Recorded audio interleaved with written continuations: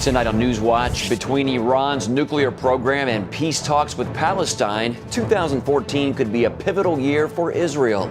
A look at what lies ahead for the Jewish state.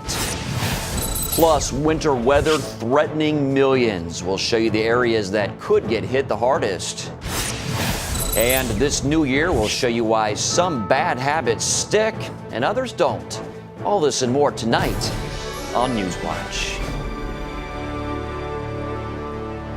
Secretary of State John Kerry says peace between Israel and the Palestinians is possible. Good evening. I'm Mark Martin. Secretary Kerry is in Israel today trying to broker peace talks between the two countries. But those negotiations aren't the only issue facing Israel. The nuclear threat of Iran also weighs heavy on the nation. Chris Mitchell has tonight's top story from Jerusalem. Iranian media reported the Geneva Agreement may be implemented in late January, but the U.S. State Department says a few outstanding issues still need to be resolved. 6 world powers in Iran signed that agreement in November. It allows Iran to enrich uranium, but under tighter guidelines. It also eases economic sanctions on Iran.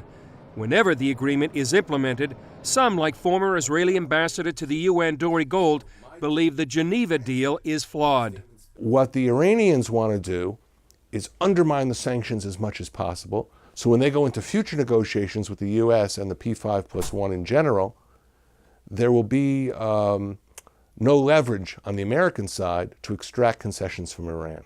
A bipartisan bill in the U.S. Senate would impose new sanctions if the final agreement allows Iran to enrich uranium. The White House said it would veto the legislation. In addition to Iran, Israel faces major decisions about the ongoing peace negotiations with the Palestinians. U.S. Secretary of State is here in Jerusalem for yet another round of meetings with Israeli and Palestinian leaders. Kerry set an ambitious deadline of late April 2014 to establish a framework for final negotiations. But Palestinian negotiator Saeb Erekat said if Israel continues building in the biblical lands of Judea and Samaria, known as the West Bank, the negotiations will be over. Erekat's statement follows the release of 26 Palestinian prisoners, most of them convicted murderers. The release, part of Kerry's plan, was celebrated by the Palestinian Authority and upset Israel. Last night, we saw them celebrating, glorifying terrorists, people responsible for killing innocent civilians, for killing children. This is not the way to start a new year. The Palestinian Authority must stop glorifying murder. It must stop celebrating terrorism. Chris Mitchell, CBN News, Jerusalem. Former Israeli Prime Minister Ariel Sharon is clinging to life tonight. Doctors say he's in critical condition as his kidneys are shutting down and other major organs are in decline. He's been in a coma since suffering a major stroke in 2006. Sharon is one of Israel's most famous generals, well known for his victories over the Egyptian army in the Sinai Desert during the Six-Day War and the Yom Kippur War. He took a hard line on defending Israel and supporting building Jewish settlements in Palestinian-controlled territory. But near the end of his career, he oversaw the withdrawal of Israeli troops from the Gaza Strip, which is now controlled by Hamas. For more on this, we turn now to our senior editor, John Waggy. John, Sharon is back in the news at a time when John Kerry is pushing hard for a Palestinian state. Do you see a connection there? I do, Mark. Sharon is a brilliant military general and was one of the most popular prime ministers in Israeli history. But he's also known for not only getting the troops out of Gaza, but 9,000 Jewish residents of Gaza were uprooted from their homes.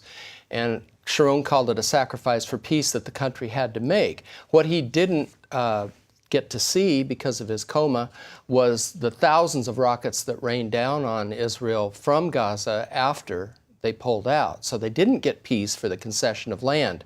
And when we've got John Kerry in the Middle East right now urging Israel to concede more land for promises of peace, Israelis aren't very inclined to go in that direction because they learned the lesson under Sharon that giving up land doesn't lead to peace. Well, let's talk a little bit more about that. These negotiations between Israel and Palestine, do you see them going anywhere at all? Well, Look, Netanyahu's under a lot of pressure from the United States. There are 160 people in the Pentagon, State Department, and other branches working on the details of this agreement. They want one very badly. But the bottom line foundation's just not there to produce peace. Palestinians are still calling terrorist leaders who were released from prison recently heroes. And these are people who killed innocent Israelis in cold blood, and the Israelis say there's never going to be peace with that kind of thing. There are all kinds of roadblocks on each side. I don't think they're going to go anywhere, but there's a lot of pressure to make it happen. Let's switch gears a little bit. If Israel determines that Iran is on the verge of building a nuclear bomb, how do you think the Netanyahu government's going to react? Well, Netanyahu made it very clear in his October speech to the UN that Israel will go it alone if they have to in order to prevent Iran from getting a nuclear weapon. So the problem is that the rest of the world does not want Israel to attack Iran to prevent a nuclear weapon. So Netanyahu's got to make an existential decision for his country. I don't think he'll make it unless Israeli intelligence determines without a shadow of a doubt that Israel is going to get a nuclear bomb. Then Israel may be forced to act. And quickly, do you think we're going to see more violent upheaval in the Middle East? I think it's almost guaranteed. Now, the question is where. The U.S. pulls out of Afghanistan. Iraq is kind of a basket case. There are 80,000 Hezbollah missiles in Lebanon. Egypt's on the knife's edge. You pick your place. Syria's civil war. There are all kinds of places where we could see an explosion this year in the Middle East. I think we're going to see one. I'm not going to predict where, though. Yeah, I don't blame you. All right, John, thanks for your insights. Thanks, Mark. The Vatican will host a brainstorming workshop to discuss bringing peace to Syria. The workshop is scheduled for January 13th. Experts from the U.S., Russia, and other countries want to figure out how to bring about a ceasefire so humanitarian aid can be delivered. They'll also discuss how to end the persecution of Christians there.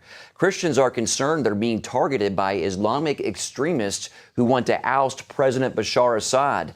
Negotiations between the Syrian government and opposition leaders are scheduled for January 24th in Geneva. Afghanistan's failure to sign a key security deal poses a threat to that nation and the region. That, according to U.S. officials. Afghan President Hamid Karzai has delayed signing a security agreement with the U.S. That agreement would allow U.S. troops to remain in Afghanistan until 2024. A new intelligence report suggests any gains made by the U.S. and its allies will be lost by 2017. That's because the Taliban and other groups are becoming more influential in Afghanistan. Without a deal, the U.S., all U.S. and NATO forces will withdraw by the end of this year. Here at home, millions from the Midwest to the Northeast are bracing for the first major snowstorm of 2014.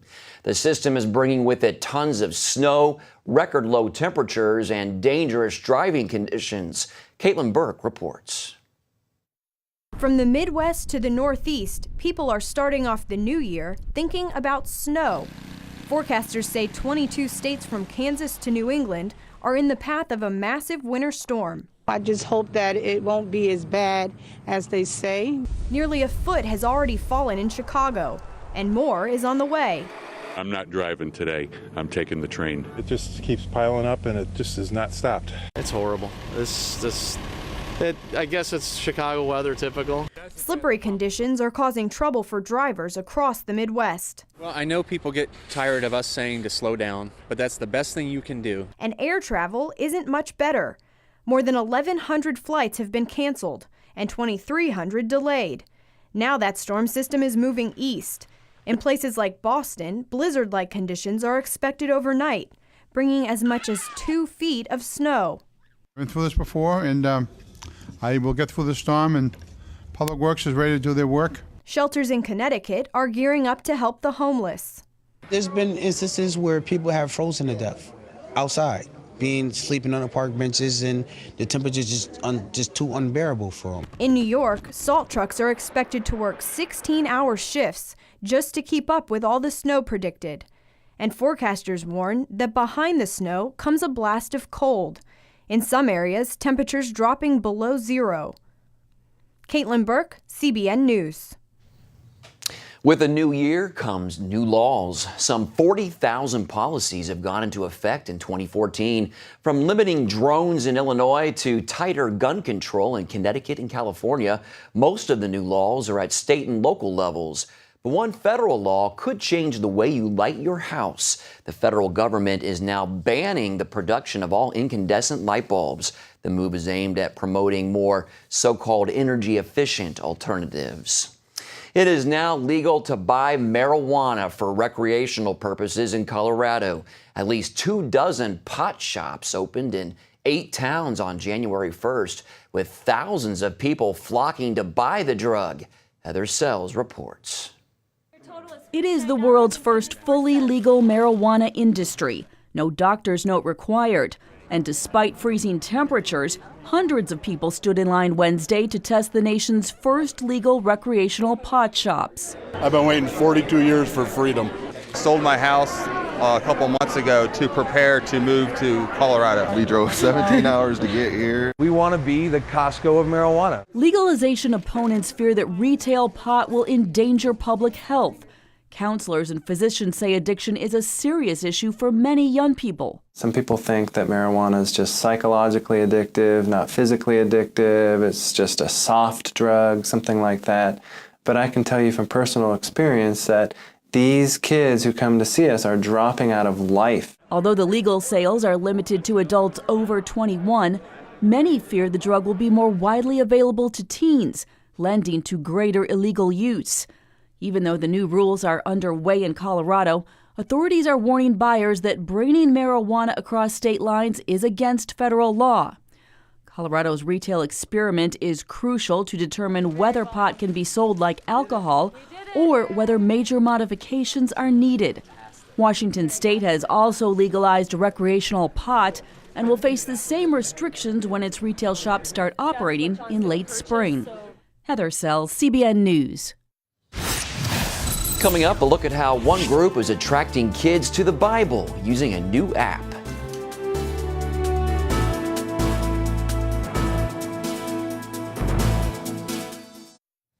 Welcome back. The creators of the popular YouVersion Bible app have released a new edition aimed at bringing the Bible to the next generation. The app brings Bible stories alive, Bible stories that is, alive for kids through interactive adventures. It was created with ages 4 through 10 in mind. The app was launched by the international ministry One Hope, which works to reach children across the globe with God's Word. Wendy Griffith recently spoke with one of the pastors who helped create the app. Take a look. Explain how it works. We wanted to create a way to help parents engage their children in the broader sort of grand narrative of the Bible.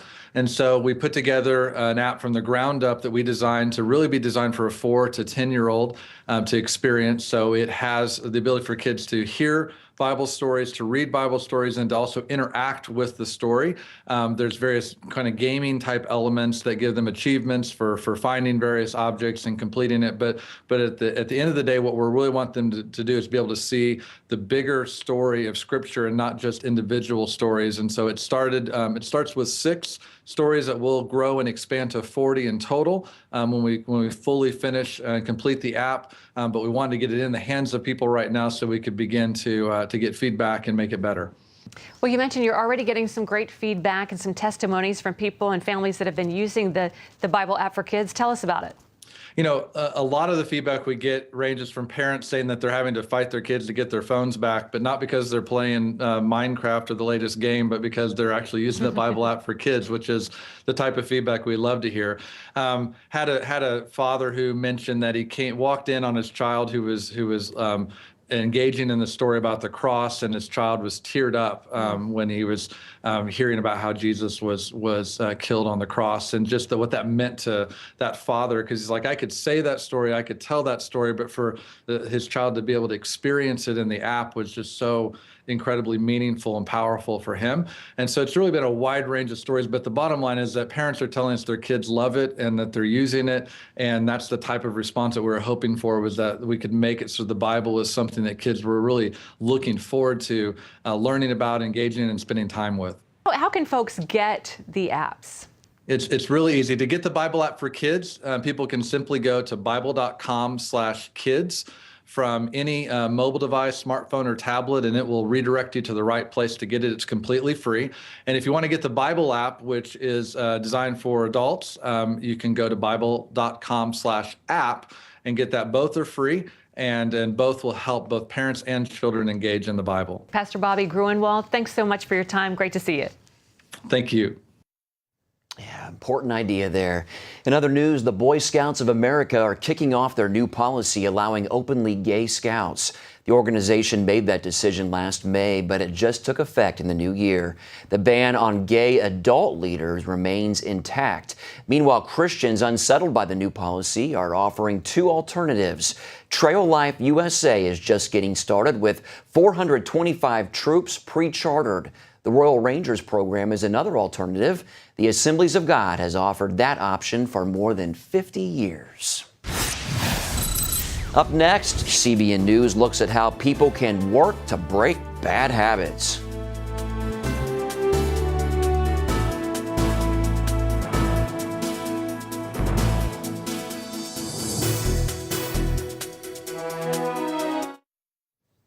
If you're like most people, you have some unintentional bad habits. A Duke University study shows nearly half of everything we do each day is not a conscious decision, just something we do by habit. But as our health reporter Lori Johnson tells us in tonight's Focus Report, there's a new technique that can help us take control of our behavior. Most of us know from experience bad habits such as smoking and eating junk food are hard to break. And good habits, like that New Year's resolution to exercise every day, are hard to keep. But you're more likely to succeed with a new strategy. Scientists recently uncovered an enormous amount about how habits work in our brains.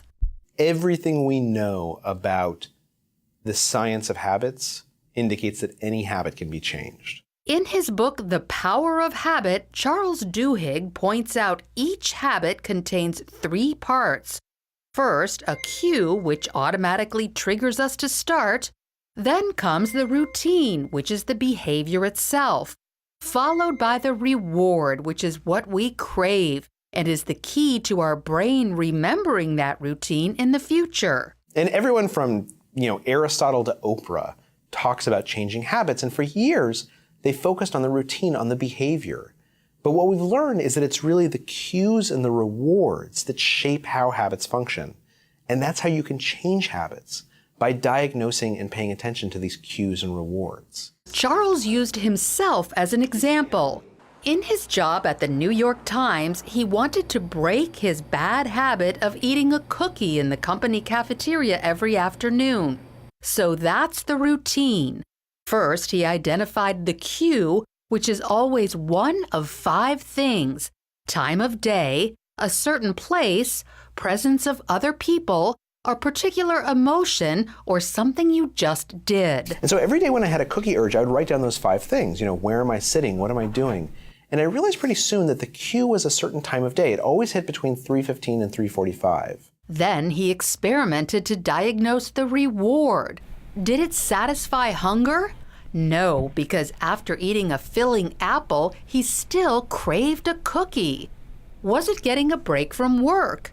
No, because after walking outside, he still craved a cookie. How about interacting with other people?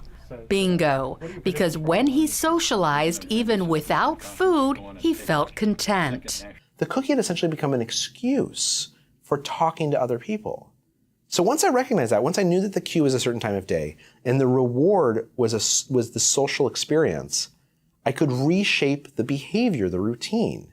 So now every day I stand up at about 3:30 and I look for someone to go have a conversation with, and I walk over to their desk, and then I go back to my desk. And the cookie urge is totally gone. I've changed that habit.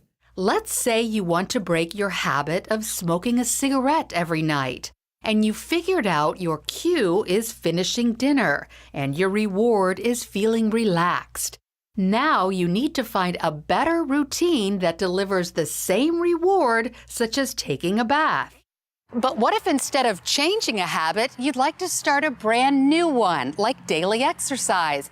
In this case, you have to come up with your own cues and rewards, but make sure the reward is something you genuinely enjoy, like listening to your favorite music. If you go for a run every morning and you tell yourself, I'm going to reward myself by eating kale chips, that is not going to work because nobody actually likes kale chips, right?